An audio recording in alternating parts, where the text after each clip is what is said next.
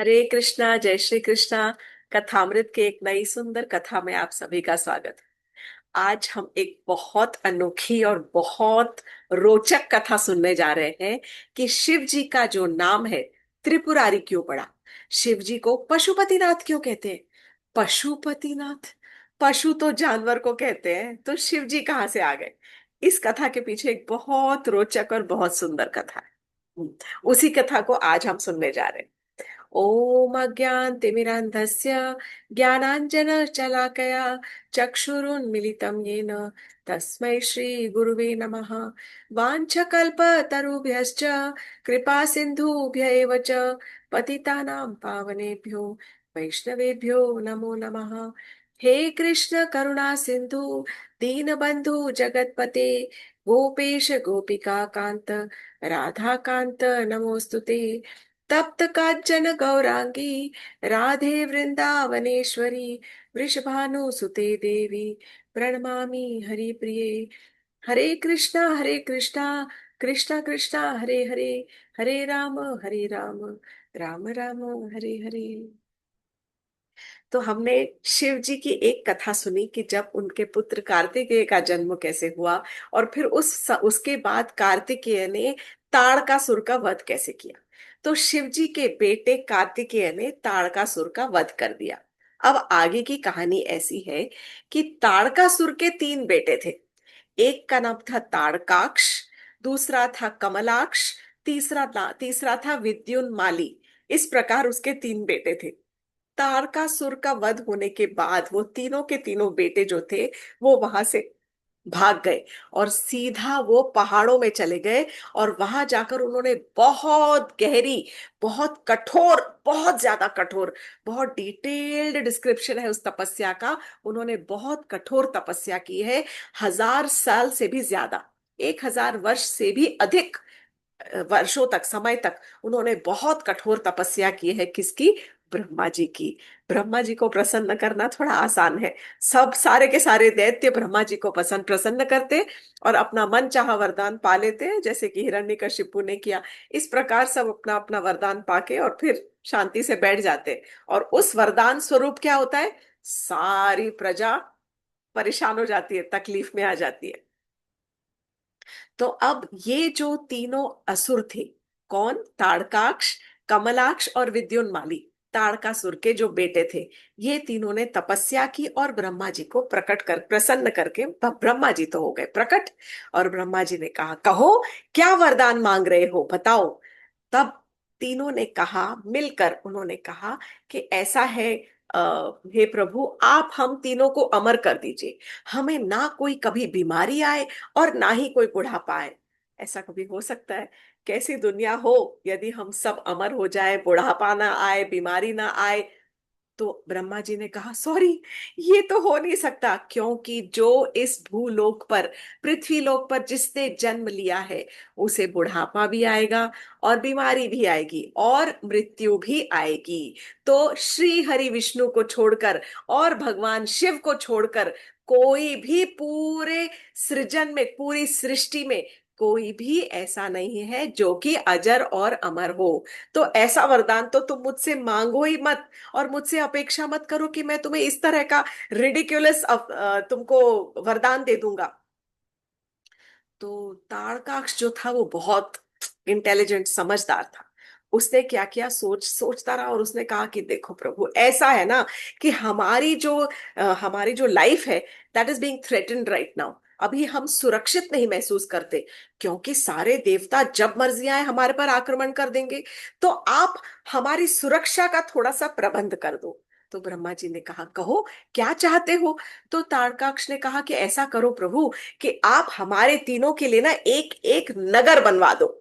अपने विश्वकर्मा से कहो कि मेरे लिए एक नगर, और कमलाक्ष के लिए एक नगर, और मेरा भाई विद्युन्माली के लिए एक नगर, ऐसे 3 नगरों का निर्माण करे।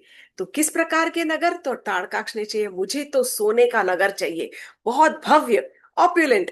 मटीरियल ऑप्युलेंस, भौतिक जो उपलब्धि है, भौतिक जो ऐश्वर्य है, वो तो देने का ब्रह्मा जी के पास कोई प्रॉब्लम ही नहीं है। तो तारकाक्ष ने कहा कि मुझे आप स्वर्ण का, सोने का एक बहुत सुंदर नगरपुर जिसे कहते हैं, वो आप निर्माण करके दीजिए। फिर कमलाक्ष ने कहा मुझे तो चांदी का नगर चाहिए। और जो विद्युन्माली था उसने कहा कि मुझे एक वज्र के समान लोहे का कठोर शहर चाहिए, और शहर के अंदर, हर तीनों शहर के अंदर एक एक दुर्ग हो, बहुत भव्य हो और बहुत ऐश्वर्यवान हो।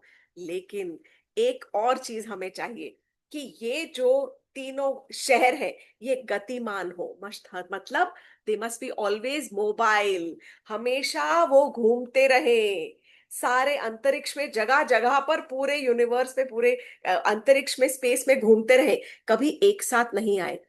केवल जब बहुत सारे, मतलब कई हजार वर्षों, 1,000 वर्ष के अंदर जब आता है, कई हजार वर्षों में, जब पुष्कर, और 1,000 वर्ष के बाद जब पुष्कर और काल मेघ नाम के जब बादल आते हैं और वो बरसते हैं, 1,000 वर्षों में काल मेघ और पुष्कर नाम के जब बादल जब बरसते हैं, तब ये तीनों शहर कुछ क्षणों के लिए एकत्र हो जाएं, एक लाइन में हो जाएंगे, एक के पीछे एक के पीछे एक, ऐसा, ऐसी सुविधा कीजिए। और जब ये तीनों लाइन में हो, केवल तभी, अगर हम जो तीनों भाई हैं, अगर यदि हम जो है कुछ धर्म का अतिक्रमण करने लगे, मतलब हम कुछ बहुत ज्यादा अधर्मिक आधार्मिक कार्य करने लगे, कुछ पाप कर्म हमारे ज्यादा हो जाए, अगर, वो बोल रहा है यदि हमसे पाप ज्यादा हो जाए, तो केवल वो ही व्यक्ति जिसके अंदर सारे देवताओं का निवास है, जैसा कि शिव जी खुद ही दे रहा है वो, ऐसा व्यक्ति जैसे कि शिव जी, जिनके अंदर सारे देवताओं का निवास हो, केवल ऐसा ही व्यक्ति हमारा नाश कर सकता है। लेकिन वो भी जब तीनों जो नगर है वो एक के पीछे एक लाइन में हो, और तीनों जब लाइन में हो, तब केवल एक ही बाण से तीनों का एक साथ संहार करे और तीनों का एक साथ विनाश होना चाहिए। इस प्रकार का आप हमें वरदान दीजिए। तो ये तो थोड़ा बहुत ट्रिकी, सोच समझ के इतना कॉम्प्लेक्स वरदान उन्होंने मांगा। ब्रह्मा जी ने कहा तथास्तु, एज लॉन्ग एज तुम अजर अमर का वरदान नहीं मांगते हो। अरे, but this was as good as अजर अमर, ये तो ऐसा वरदान था कि जैसे कि कोई अजर अमर ही हो जाए, इसी प्रकार का वरदान था। ब्रह्मा जी ने कहा कि मेरा विश्वकर्मा जो है वो तो देवताओं का आर्किटेक्ट है, वो नहीं ये बनाएगा। तब देवताओं ने दानवों का, जो असुरों को जो आर्किटेक्ट है उसका नाम है मय, मय दानव, मय असुर, इस प्रकार नाम है। तो मयासुर को बुलाया और मय दानव से कहा कि आप इन तीनों के लिए, इनके इच्छा अनुसार इनके लिए एक एक नगर बनवा दीजिए।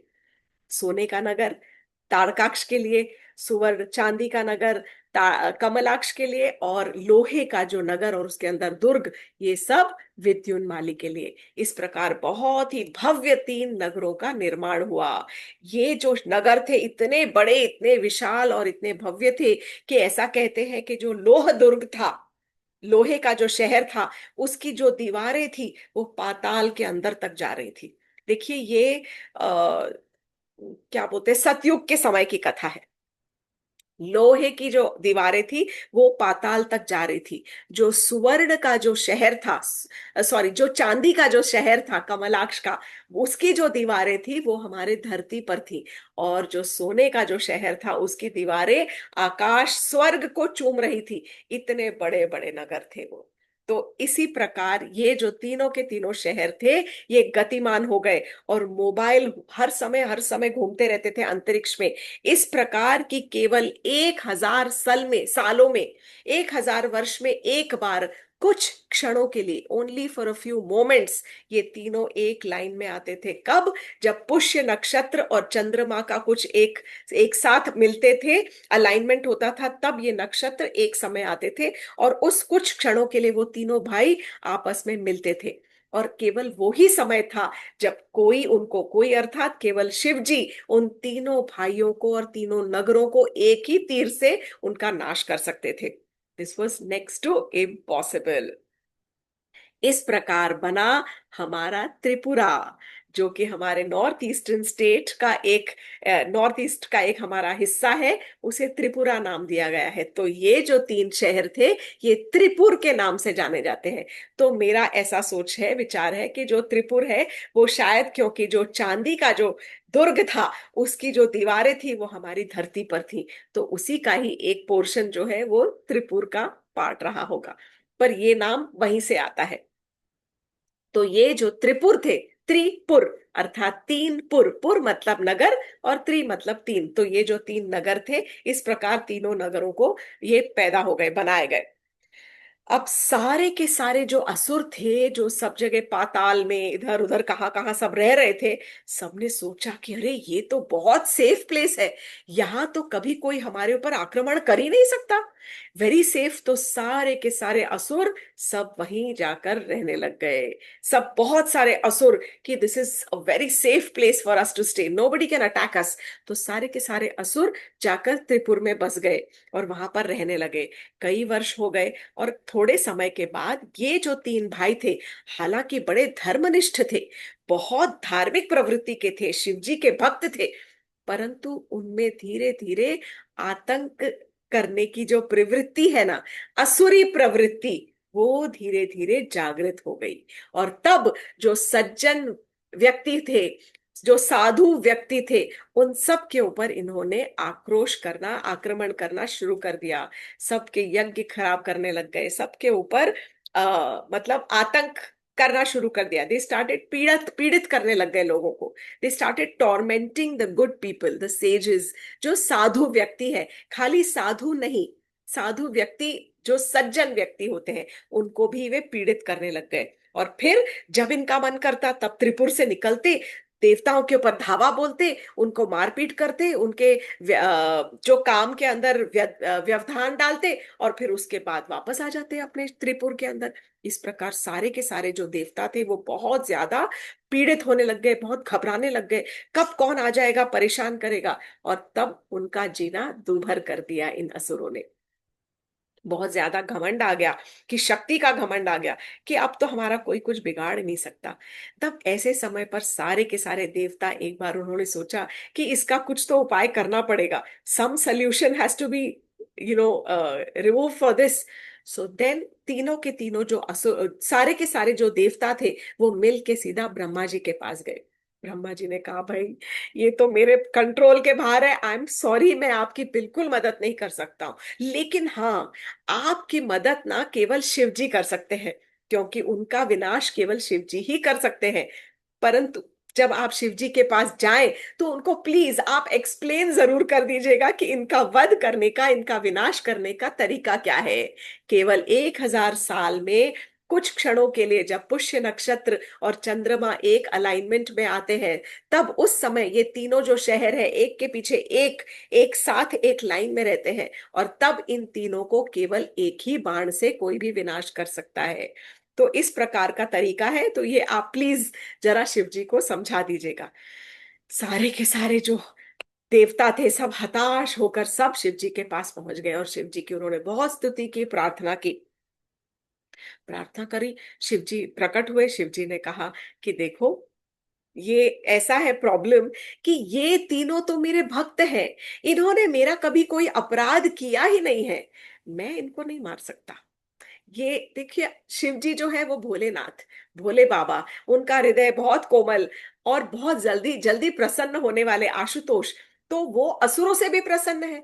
तीनों के तीनों असुर जो है, भले लोगों के ऊपर आतंक ढा रहे हैं, लेकिन रोज अपनी नियम रूप से वो शिव जी की पूजा करते हैं, रुद्र अभिषेक करते हैं, लिंग की पूजा करते हैं, पाप भी करते हैं, लेकिन रुद्र की भी पूजा करते हैं। इसलिए शिव जी कह रहे हैं कि ही हैज नॉट ऑफेंडेड मी, उन्होंने तो मेरे प्रति कोई भी अपराध नहीं किया है, तो और उनके इतने संचित कर्म है कि मैं उनका विनाश कर ही नहीं सकता।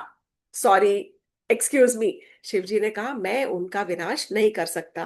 अब सारे के सारे देवता वहां से पहुंचे सीधा विष्णु भगवान के पास। हे प्रभु, हे नारायण, आप हमारी मदद कीजिए, देखिए कितना आतंक ढा रखा है इन तीनों असुरों ने, त्रिपुरासुर जो है, उनको, उन असुरों ने बहुत बड़ा आतंक ढाया हुआ है। विष्णु भगवान सोचने लग गए, और विष्णु भगवान को ये रियलाइजेशन हो गया, उनको एहसास हो गया कि ये जो तीनों असुर है, ये तीनों बलवान है, शक्तिशाली है, परंतु धर्मनिष्ठ भी है। ये पाप करते हैं परंतु रुद्र की अर्चना भी करते हैं। जब तक ये रुद्र की अर्चना और उनका प्रार्थना करते रहेंगे, उनकी पूजा करते रहेंगे, तब तक इनका कोई भी विनाश नहीं कर सकता।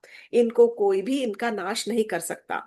तो हमें ऐसा कोई उपाय निकालना पड़ेगा जिस प्रकार इनका धर्म भ्रष्ट हो जाए, जिस प्रकार ये अपने धर्म के पथ पर चलना छोड़ दे, धर्मनिष्ठ से दूर हो जाए, धर्म परायण नहीं रहे। इनका धर्म हम तोड़ देंगे तो इनके जो संचित कर्म है वो सब खत्म हो जाएंगे, और तब इनका पाप उभर कर आएगा, और तब ये विनाश के लायक रहेंगे।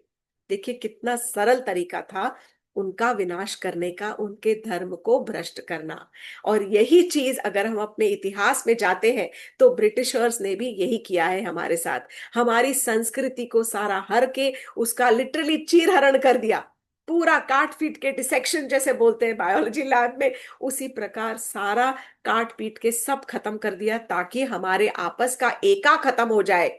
और तब हमारे ऊपर उनका, उनको जो रूल करना था हमारे ऊपर, वो अपनी सत्ता बहुत अच्छी तरह से फैला के हम पर शासन कर सके। तो हमारे सीधे उन्होंने सब हटा दिया, मतलब हमारे वस्त्रों को बदल दिया, हमारे वेशभूषा को बदल दिया, हमारी भाषा पर कब्जा कर लिया, सब तरफ सबको, सारी की सारी संस्कृति के ऊपर डायरेक्ट अटैक करके और हमको विभाजित कर दिया। यही चीज विष्णु भगवान बोल रहे हैं कि यदि त्रिपुरासुरों को वध करना है, उनका नाश करना है, तो सबसे पहले उनके धर्म को हटाना पड़ेगा। उनका ऐसा उपाय करे कि वो अपने धर्म से पथभ्रष्ट हो जाए। तब भगवान विष्णु ने क्या किया, तुरंत एक ब्राह्मण का सृजन किया। ही क्रिएटेड अ ब्राह्मण।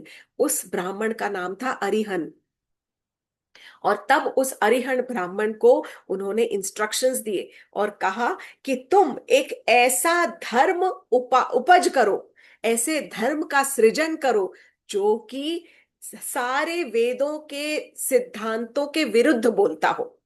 ऐसा धर्म बनाओ कि जो it speaks against the principles of all our Vedic literature. सारे जितने हमारे वेद के सिद्धांत हैं उनके अगेंस्ट, उनके विरुद्ध ऐसा जो धर्म है, ऐसे सिद्धांत बनाओ। और ऐसे ही उस जो आप धर्म बनाओगे उसका प्रचार करते हुए आप वहां पर ले जाओ। कहां पर? त्रिपुर लेकर जाओ। और त्रिपुर जाकर वहां के लोगों में ऐसा जो आप बनाओगे धर्म, उस धर्म का आप वहां पर प्रचार करो। इस धर्म के प्रचार से वो शिव जी की आराधना से दूर होते जाएंगे। You will wean them away from Shiva worship. तो वो शिव जी की आराधना करना बंद कर देंगे और वो मोह माया में पड़ जाएंगे। जब वो इस प्रकार अपने धर्म से पथ भ्रष्ट हो जाएंगे तब उनका विनाश करना आसान हो जाएगा। तो ये जो अरिहंत ब्राह्मण था, इसने 4 शिष्यों को प्रकट किया, और अपने 4 शिष्यों को प्रकट करके उसके बाद उसने एक धर्म का निर्माण किया। जाली धर्म समझ लो, जो कि धर्म जो था वो अहिंसा के सिद्धांतों पर आधारित था। और उस प्रकार वो हमारे वेदों के अगेंस्ट बोलते हुए, और उस धर्म को से उन 4 शिष्यों को उस अरिहंत ब्राह्मण ने दीक्षा प्रदान कर दी, उनको दीक्षित कर दिया। और उन 4 शिष्यों को लेकर सीधा पहुंचा त्रिपुर। और त्रिपुर में जाकर वो सब में, सारी प्रजा में, सारे असुरों में अपना जो उसने नया एक धर्म क्रिएट किया था, उस धर्म को वो प्रीच करने लग गया, प्रचार करने लग गया। अब यहाँ पर उनके जो लक्ष्य और उद्देश्य को सफल करने के लिए नारद जी भी वहां पर उपस्थित हो गए। और नारद जी ने भी हाथ जोड़कर उस अरिहंत ब्राह्मण से प्रार्थना की कि आप मुझे भी दीक्षा दे दीजिए। और तब अरिहंत ब्राह्मण ने नारद जी को भी दीक्षा दे दी उस धर्म के अंदर। धर्म का नाम नहीं दिया गया। तब जब त्रिपुर के राजा थे, सारे के तीनों राजाओं ने देखा कि अरे सारी प्रजा इतनी प्रभावित है, सारे असुर इतने प्रभावित हैं, जरूर ये तो कोई खास धर्म होगा। और नारद मुनि ने भी आकर यहाँ पर दीक्षा ले ली है। तो वो भी अरिहंत ब्राह्मण के पास हाथ जोड़कर पहुंच गए और उन्होंने भी प्रार्थना की कि हमें भी आप अपने धर्म में, आप हमें दीक्षा दे दीजिए। जब उस ब्राह्मण ने उनको भी, राजाओं को भी दीक्षा दे दी, तो इस प्रकार राजा ने अपना धर्म छोड़कर इस नए धर्म को अपना लिया। और नए धर्म के अनुसार सब श्राद्ध कर्म करना बंद कर दिया, और यज्ञ करना बंद कर दिया, व्रत और दान जो करते थे वो बंद, शिव की पूजा करना बंद कर दिया, दान करना बंद कर दिया। और इस प्रकार बहुत ज्यादा मटीरियलिस्टिक हो गए, मोह माया में पड़ गए। और ऐसा कहते हैं कि उनके मोह माया से में पड़ने से और सब श्राद्ध कर्म बंद करने से, दान आदि बंद करने से उनकी जो पत्नियां थी उनका सब पतिव्रत धर्म का नाश हो गया। इस प्रकार सारे के सारे जो असुर के राजा थे, उन्होंने असुर के जो राजा थे और सारी प्रजा भी थी, सब ने शिव जी की आराधना करना बंद कर दिया। अब जब वो शिव जी की पूजा बंद कर गए, so they became offensive against Shiv ji. Simple as that. सारे के सारे देवता फिर शिव जी के पास पहुंच गए और उन्होंने तब शिव जी से प्रार्थना की कि हे प्रभु, आप देखिए, अब आपके अलावा हम और कहीं नहीं जा सकते। उन्होंने शिव जी की बहुत उपासना की, प्रार्थना की, और तब शिव जी बहुत प्रसन्न होकर तब उनकी प्रार्थना उन्होंने एक्सेप्ट कर ली। शिव जी अग्रीड, ओके, आई अग्री, अब मैं इन तीनों को स्वयं, इन तीनों का विनाश करूंगा। परंतु मेरे पास रथ नहीं है, मेरे पास तो दिव्यास्त्र नहीं है। तब सारे के सारे देवताओं ने उनको गिफ्ट किया, एक बहुत ही दिव्य रथ का मतलब बनवाया गया। विश्वकर्मा द्वारा एक बहुत ही भव्य और दिव्य सोने का रथ बनवाया गया। और सारे के सारे देवताओं ने उपयुक्त बहुत सुंदर सुंदर उनको सारे अस्त्र प्रदान किए। और तब शिवजी अपने कई लाखों लाखों लाखों thousand, lakhs and thousands of गण, उनके अपने कई लाखों अपने गण, शिव जी के गण, कार्तिकेय के गण, सबके गणों को लेकर उस सुवर्णमय रथ के ऊपर आरूढ़ होकर, और वो अपने हाथ में पिनाक धनुष लेकर उसके ऊपर तीर चढ़ाकर और चल पड़े त्रिपुर की तरफ। जब वो त्रिपुर की तरफ चले तो सारे के सारे देवता भी आगे उनके साथ उनकी सेना में चल पड़े। ब्रह्मा जी स्वयं शिव जी के सारथी बने हैं। बताइए, तो ब्रह्मा जी स्वयं शिव जी के सारथी बने रथ के ऊपर, और शिव जी आगे चले गए। तब जैसे जा रहे थे, शिव जी के मन में एक विचार आया, और तब शिव जी 1 मिनट के लिए उन्होंने रथ रोका, और तब उन्होंने सारे के सारे जितने जितने देवता थे उन देवताओं से कहा कि यदि आप मुझे सारे पशुओं का अधिपति बना देते हो, लीडर बना देते हो, घोषित कर देते हो, तो मैं इन सारे के सारे असुरों का विनाश करने में ज्यादा समर्थ हो जाऊंगा। तो देवताओं को समझ में नहीं आई ये पशु और असुर का क्या अर्थ है। तो शिव जी ने उनको समझाया कि ये असुर है कौन, ये तुम्हारे हमारे जैसे व्यक्ति हैं, परंतु इनके अंदर पशु भाव ज्यादा है, पशु की प्रवृत्ति ज्यादा है, more of animalistic behaviour, more of animal instinct ज्यादा है। इसीलिए उनका विनाश करने के लिए मुझे पशु पशु के पशुओं का अधिपति बनना पड़ेगा। To understand that animal behaviour, मैं उनका अधिपति बनूंगा, तब मैं पशु भाव का नाश कर सकता हूं, पशुई प्रवृत्ति का विनाश कर सकता हूं। और ये जो प्रवृत्ति है, सारे देवताओं सुन लो, ये आपके अंदर भी कभी कभी आती है। हर एक के अंदर कभी कभी ये पशु जो प्रवृत्ति है, ये कभी ना कभी अंदर, like a snake, it just pops up sometimes, right. तो शिव जी उनको समझा रहे हैं कि ये किसी के अंदर भी आ सकती है। वो असुर इसलिए है क्योंकि वो पूरे के पूरे पशु भाव से प्रभावित है, पूरे के पूरे फुल ऑफ एनिमल इंस्टिंक्ट्स। लेकिन आपको भी यदि अपने पशु प्रवृत्ति के ऊपर कंट्रोल करना है, तो आपको मेरे पशुपति नाथ के रूप की वर्शिप करनी पड़ेगी, प्रार्थना करनी पड़ेगी। तो यदि आप पशुपति नाथ मुझे घोषित करते हैं, और तब यदि आप मेरी 3 वर्ष या 6 वर्ष या 12 वर्ष तक मेरी आराधना करते हैं, तब आप अपनी पशु वृत्ति के ऊपर कंट्रोल कर लेंगे। और जो पशु भाव के पाश से, रोप से आप बंधे हुए रहते हो, उस रोप को, उस पाश को काटना आपके लिए बहुत आसान हो जाएगा। I think I made it easy to understand. तो तब सारे के सारे असुरों ने, सारे के सारे देवताओं ने शिव जी को पशुपति नाथ घोषित कर दिया कि आप पशुओं के भी नाथ हो, अर्थात पशु प्रवृत्ति जितने भी है, सारे एनिमल्स के भी आप ही राजा हो, आप सारी सृष्टि को कंट्रोल कर सकते हो। इस प्रकार शिव जी ने सबको कहा कि आपको भी पशुपतिनाथ की प्रार्थना करनी चाहिए। इसीलिए शिव जी का नाम पशुपतिनाथ कहा गया और पड़ गया। अब शिव जी जो थे पशुपतिनाथ कहलाने लग गए, और तब वो उस दिव्य रथ के ऊपर बैठे हुए और आगे बढ़े त्रिपुर की त्रिपुर के ऊपर अटैक करने के लिए। उनके हाथ में पिनाक जो धनुष था, और एक धनुष के साथ में एक तीर उन्होंने ऐसे लगा रखा था। अब वो पहुंच गए त्रिपुर के बाहर। 3 शहर है। अब तीनों शहर नजर तो आ रहे हैं, लेकिन जब असुरों ने वरदान मांगा था, उन्होंने कहा था कि ऑल 3 शुड बी इनविजिबल, तो बाकियों को किसी को कुछ नहीं नजर आ रहा था, क्योंकि केवल शिव जी को ही, क्योंकि उनके अंदर सारे देवताओं का वास था, तो उनको वो 3 शहर नजर आ रहे थे। लेकिन तीनों शहर गतिमान थे, they were mobile and they were just all around the universe. अब एक साथ आना तो बहुत मुश्किल है। तो शिव जी बहुत, लिखा है कई हजारों साल तक, एक्चुअली क्या था, 1000 साल में कुछ मोमेंट्स के लिए, कुछ क्षणों के लिए वो तीनों जो पुर थे, वो एक के पीछे एक अलाइनमेंट में आने वाले थे। लेकिन शिवजी वेट कर रहे थे कई हजारों साल तक। तो वो हर 1000 साल में कुछ क्षणों के लिए आते थे जरूर। लेकिन प्रॉब्लम क्या थी? प्रॉब्लम थी उनका अपना बेटा गणेश जी। गणेश जी ने कुछ तो गड़बड़ कर दी, कीड़े किए वहां पर। क्या किया गणेश जी ने? जब शिव जी का हाथ यूं ऐसे है, तो गणेश जी उनके अंगूठे के ऊपर जाकर बैठ गए, हाथ के अंगूठे के ऊपर जाकर, और उनको पीड़ित करने लग गए। अब ऐसा ही लिखा है, पीड़ित करते रहे। या तो परेशान कर रहे, ताकि उंगली हिल जाती थी, धनुष हिल जाता था, खुजली आती होगी, या क्या कर रहे थे, उनके अंगूठे से खेलते रहे। तो शिव जी फोकस ही नहीं कर पा रहे थे। परेशान हो गए कि ये मेरा बेटा कर क्या रहा है, अंगूठे के साथ खेल रहा है। इतने हजारों साल हो गए। तब आकाशवाणी हुई जो शिव जी ने सुनी।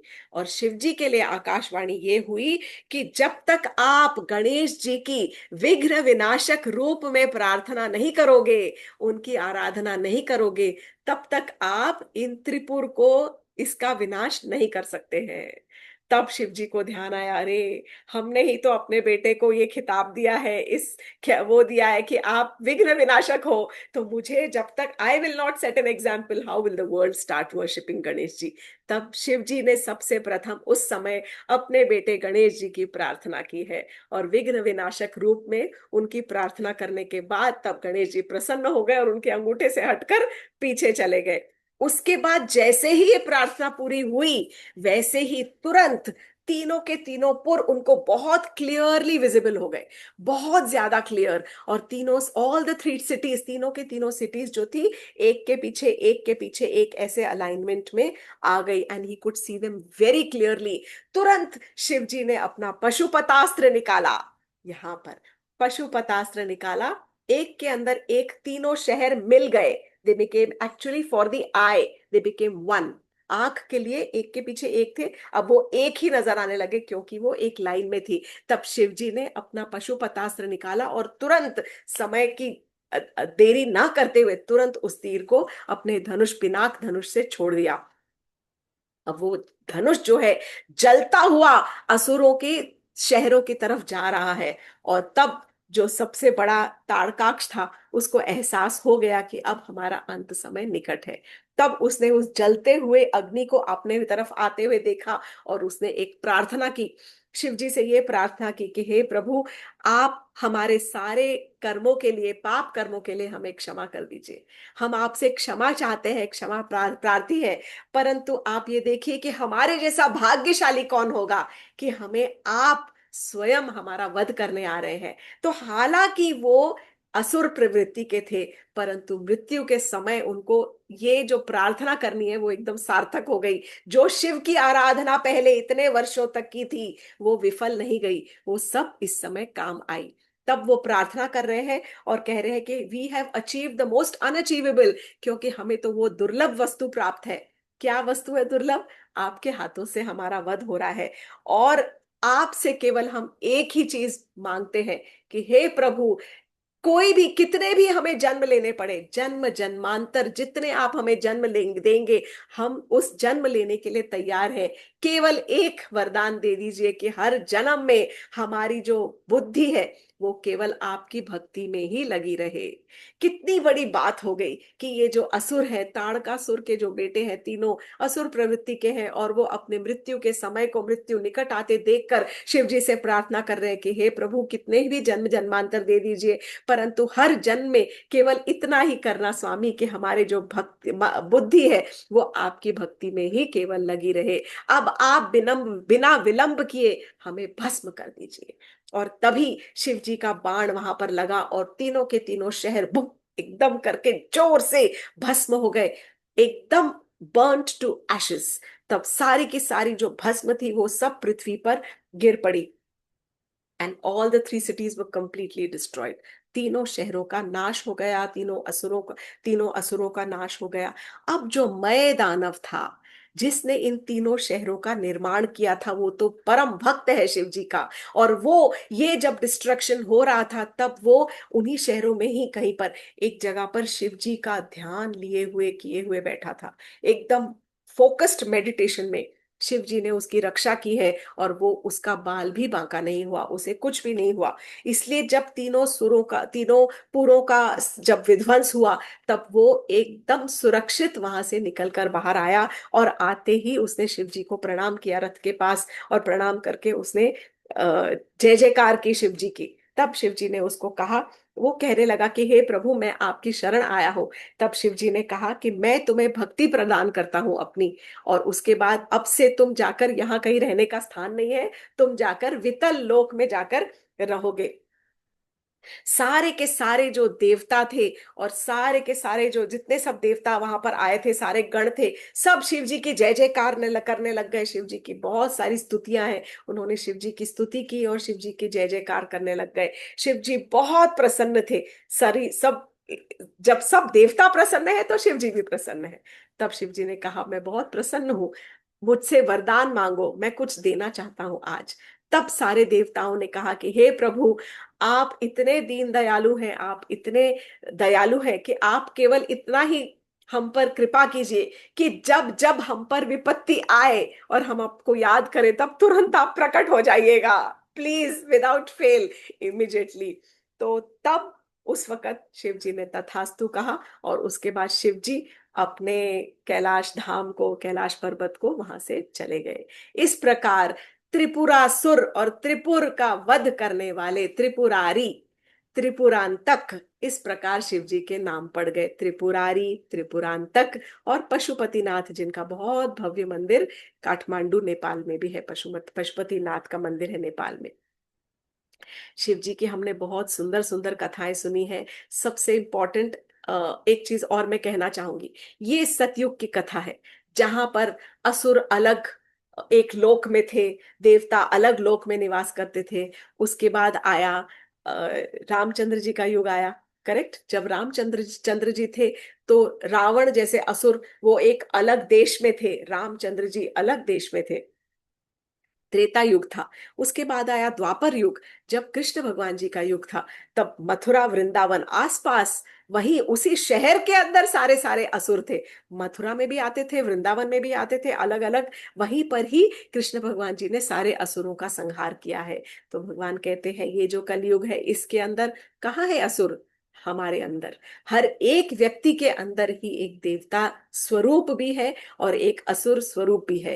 व्हाट इज द स्वरूप? ये हमारी प्रवृत्तियां हैं, ये हमारे भाव है। हमारे अंदर ही सत्व गुण है, रजोगुण है, तमोगुण है, और यही तीनों गुण जो है अलग अलग प्रकार से कभी कभी अपना अपना नागफन उठाते रहते हैं। तो हमें अपने अंदर की ही प्रवृत्तियों से हमें वॉर करनी है, युद्ध करना है, ना कि अपने पड़ोसी देश से। पहले हम अपने आप को जितेंद्रिय करें, अपनी इंद्रियों को जीते, तभी तभी हम अपने अंदर के जो असुर है उसके ऊपर हम जीत पा सकेंगे, विक्ट्री पा सकेंगे। वो ही हमारा सबसे बड़ा शत्रु है। शत्रु कोई बाहर नहीं है, शत्रु सबसे पहले हमारे अंदर ही बैठा हुआ है। जो हमारे विकार है, हमारी गलत जो दोष है हमारे अंदर, उनके ऊपर ही हमें सबसे पहले जीत पानी है। शिव जी की सबसे महान कृति जो है वो है राधा कृपा कटाक्ष। तो शिव जी ने पार्वती जी के साथ में बैठकर एक बार पार्वती जी को बहुत ही सुंदर, ऐसी मान्यता है कि बहुत ही सुंदर एक गीत प्रकट किया और गाया, जो कि राधा कृपा कटाक्ष के नाम से जाना जाता है। और उसके अंदर राधा रानी का बहुत सुंदर बखान है, उनके श्रृंगार का बखान है, और उनकी कृपा मांगने की एक चेष्टा है कि हे राधा रानी, आप कब अपनी कृपा अपने जो नेत्रों से जो बरसाती है, जो तीखी नजरों से बरसाती है, उस कृपा को कब हम पर आप बरसाएंगी। तो शिव जी का ऐसा इतना सुंदर है कि कथा, कि शिव जी और भगवान नारायण को हम कभी भी उनकी तुलना नहीं कर सकते। We can not, we should not. हम ये भी कथा सुन सुन चुके हैं कि किस प्रकार शिव जी के ही हृदय से श्री राधा वल्लभ लाल जी का प्राकट्य हुआ था, जो कि वृंदावन में आज भी विराजमान है। वो कथा का अगर चाहिए तो मैं लिंक भेज दूंगी कि किस तरह से उन्होंने अपने हृदय से प्रकट करके और ब्राह्मण को सेवा के लिए दिया था। तो जिन शिव जी के हृदय के अंदर भगवान कृष्ण स्वयं विराजते हैं, जो शिव जी सारी कृष्ण की लीलाओं में प्रवेश करने के लिए गोपी स्वरूप तक बनने को राजी हो जाते हैं, अपना गोपी वेश धारण करने के लिए राजी हो जाते हैं, जो शिव जी एक छोटे से कृष्ण, नन्हे कृष्ण बालक को देखने के लिए उनके लिए तरस जाते हैं, और कोई भी स्वरूप बनाकर पहुंच जाते हैं, उनके लिए उनका खिलौना बनने तक को तैयार है। नंद भवन के बाहर, चौखट के बाहर जाकर भी बैठे रहते हैं, महीनों महीनों उनके आज तक वहीं पर बैठे हैं कि जब कृष्ण भगवान स्नान करेंगे तो उनके स्नान का जल जो है, पहले उनके चरणों का जल मेरे पास आएगा। ऐसे शिव जी को हम नमन करते हैं। ऐसे शिव जी से हम केवल एक ही प्रार्थना करते हैं कि हे प्रभु, हम पर भी थोड़ी कृपा दृष्टि डालिए, और हम पर भी कृपा दृष्टि ऐसी डालिए कि हमको एक भक्ति प्रदान कीजिए, हमें भी कृष्ण भक्ति प्रदान कीजिए, अपने चरणों में भक्ति दीजिए, और हमारे मन को, विकार को हर लीजिए, हमारे सारे पशु भाव के पाश को तोड़कर हमें उस भाव से मुक्त कर दीजिए। हे हरे कृष्णा, जय श्री कृष्णा, हर हर Mahadev. Thank you so much for joining कथामृत।